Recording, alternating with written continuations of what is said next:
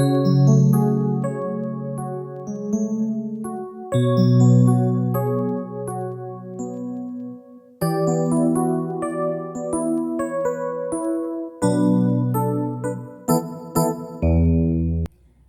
chère sœur, mon cher frère sébéiste, voici, j'ai un verset biblique à bien vouloir partager avec toi pour notre méditation que je tire du livre de Jean, chapitre 15, verset 5, que je vais lire au nom du Seigneur.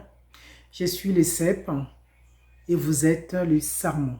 Celui qui demeure en moi et en qui je demeure porte beaucoup de fruits, car sans moi, vous ne pouvez rien faire. Oui, Jésus-Christ nous dit, sans lui, nous ne pouvons rien faire. Et je crois que la vérité est en Jésus-Christ. Quand il le dit, c'est que c'est vrai.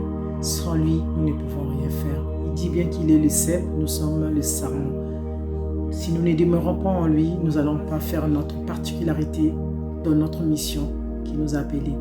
La particularité d'être des enfants sanctifiés, la particularité d'être mis à part pour faire la différence sur cette terre. Notre mission première sur cette terre, c'est vraiment de faire d'abord la volonté de notre Dieu. Et nous ne pouvons pas y arriver si nous ne nous attachons pas à Christ. Comment s'attacher à Christ? Mais c'est en cherchant à le connaître. Et comment chercher à le connaître? Eh bien, en restant tous les jours auprès de la parole. La lire, la méditer et l'appliquer. C'est comme ça, facilement, que nous pouvons apprendre et arriver à connaître Christ et à être à sa ressemblance. Et comme il est dit lui-même dans le livre de Matthieu 5, verset 8, « Heureux ceux qui sont purs ». Ceux qui sont purs, c'est ceux-là qui marchent tous les jours selon la parole de Dieu. Et en restant attaché à la parole de Dieu, on apprend à connaître Christ, on apprend à faire sa volonté et on est heureux d'être à sa ressemblance. Et c'est ça qui développe aussi la crainte de Dieu et l'obéissance dans le service avec fidélité et intégrité comme notre thème de cette année, deuxième exercice. Oui, Christ nous rappelle, si vous ne demeurez pas en moi, vous n'allez pas porter du fruit. Et les fruits d'ailleurs dont il nous parle, c'est quoi ces fruits? Nous les connaissons dans Galates 5, versets 22 à 23.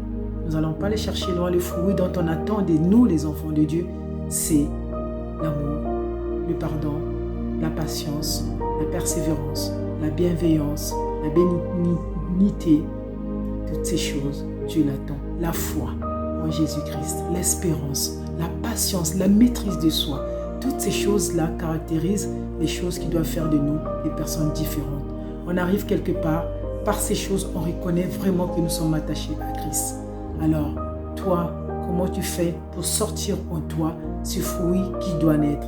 Ce fruit est déjà mûr, ce fruit est déjà sorti, ce fruit d'autres personnes peuvent en procurer, peuvent venir les cueillir sur toi, ce fruit peut faire le bien de quelqu'un, ce fruit peut être vraiment succulent pour quelqu'un d'autre, ou c'est un fruit acide, ou c'est un fruit aigre, ou c'est un fruit amer. Quel est le goût de ton fruit? Manifeste le fruit que Christ a dit que tu dois manifester et qui ne peut se manifester que quand tu demeures attaché à Christ. Nous sommes nés et nous demeurons jusqu'aujourd'hui pour s'attacher à Christ, pour faire la différence, pour marquer notre génération, pour marquer notre passage sur cette terre, pour écrire notre histoire, pour laisser cette histoire. As-tu commencé à écrire ton histoire? Quelle est ton histoire? Ton histoire, c'est porter du fruit ou ton histoire, c'est faire la volonté de la chair? Non. Toi et moi, on n'est pas appelés à ça. Rien que la nature de notre groupe, les CBE, c'est d'être à la ressemblance de Christ. C'est de marcher tous les jours avec lui et de faire la différence. Ma sœur, mon frère, avec ce verset biblique, toi et moi, nous sommes appelés à faire la différence. Alors, commençons-le et faisons la différence sans parler. Les gens, en regardant notre fruit, qui reconnaissent que c'est un fruit qui attire, qui donne envie, qui est succulent. Et toi et moi, nous avons ce fruit. Demeurons en Christ. Écoutons Christ. Marchons avec Christ. Nous allons voir que ce fruit-là va faire la différence et va être désiré par tout notre entourage. Que cette parole soit une bénédiction pour toi, ma sœur, pour toi, mon frère. À très bientôt et que Dieu soit béni et glorifié dans nos vies, à toi et à moi. À très bientôt, ma sœur. À très bientôt, mon frère.